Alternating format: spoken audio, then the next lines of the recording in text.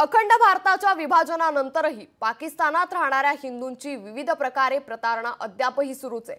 हा त्रास असह्य झाल्यानं मागील 15 वर्षात भारतात आलेल्या 54 सिंधी भाषिकांना नागरिकत्व सुधारणा कायद्यान्वये भारतीय नागरिकत्व मिळाल्यानं एका छोट्या खाणी कार्यक्रमाचं आयोजन सिंधी भवन इथे करण्यात आलं होतं।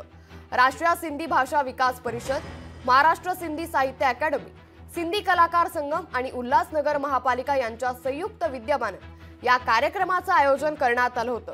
या कार्यक्रमादरम्यान देशाचं नागरिकत्व मिळाल्याने पाकिस्तानात असताना त्यांच्यावर झालेल्या अत्याचाराच्या व्यथा उपस्थितांसमोर मांडल्या आणि आता हिंदू म्हणून त्यांना देशात कसं सुरक्षित वाटतंय याबद्दल त्यांनी आपल्या भावना व्यक्त केल्या आहेत।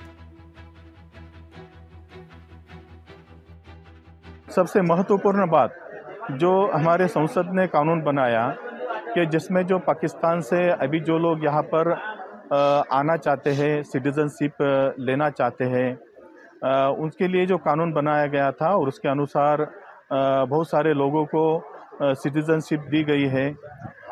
उनको भी यहाँ पे आमंत्रित किया गया था और पूरे देश से यहाँ पे वो लोग आए हैं।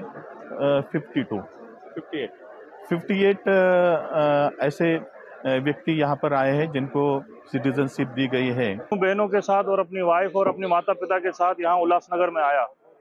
वहाँ हम पर कुछ अलग ही परिस्थितियाँ थी, कुछ अलग विभाजन थे, तो वहाँ पे हमको थोड़ा मुश्किलात हो रही थी, काम करने में भी, रहने में भी।